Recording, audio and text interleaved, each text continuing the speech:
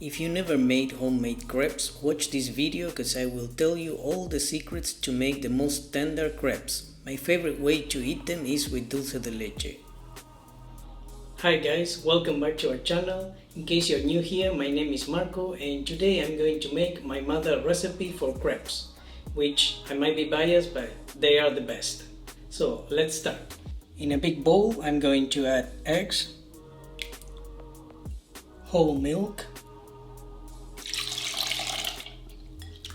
and some oil. In my case, I'm using olive oil, but you can even use melted butter if you prefer. Now I'm going to whisk this until everything is incorporated.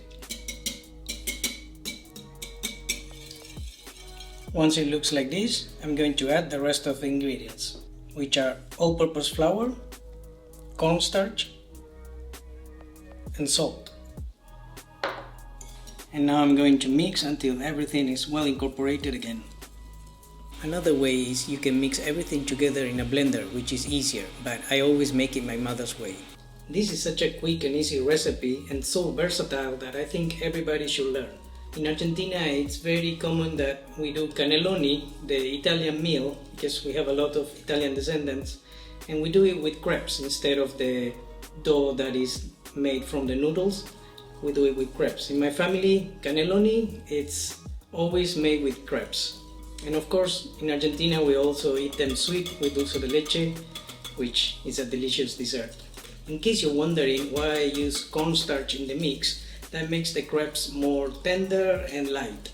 Once we incorporate everything, we're going to let it rest for more or less half an hour. If you notice a bit of flour lumps, it's okay, that is from the cornstarch, and when we let it rest for half an hour, it's going to hydrate the flour and they're going to disappear. So now that 30 minutes have passed, I'm going to whisk this, and you can see all the lumps that we had before, they've completely disappeared. I'm still gonna whisk it because you will notice that it's more thick at the bottom, and that's what we want. We want this thicker mixture now. And now we're going to cook the crepes. I'm going to start by adding some butter in a pan. I'm using a crepe pan, but you can use a normal pan if you don't have one of these. But use non-stick. I will not even attempt this recipe on a non-stick pan.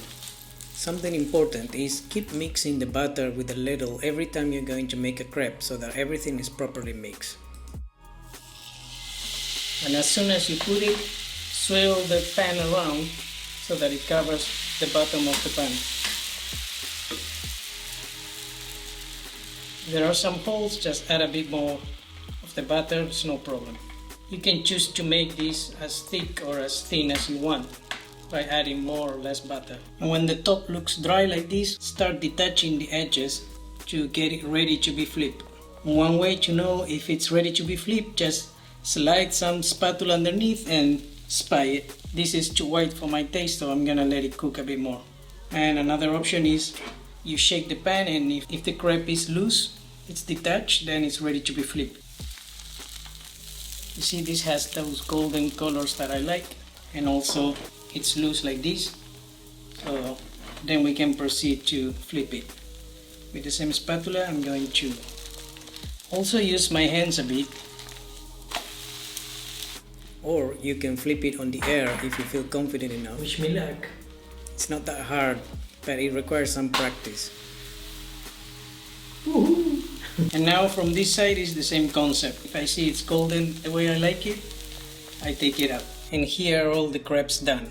You can see I stuck them, and you don't need to put any paper or anything in between. They're not gonna get stuck because the crepe already has some fat content, so they're gonna detach perfectly. And you can see how thin and tender these are. You can bend them, they're not gonna break on you. Now, as a good Argentine, I'm going to put some dulce de leche and enjoy this. Next, you can check the cannelloni recipe you can make with these crepes. See you in the next one.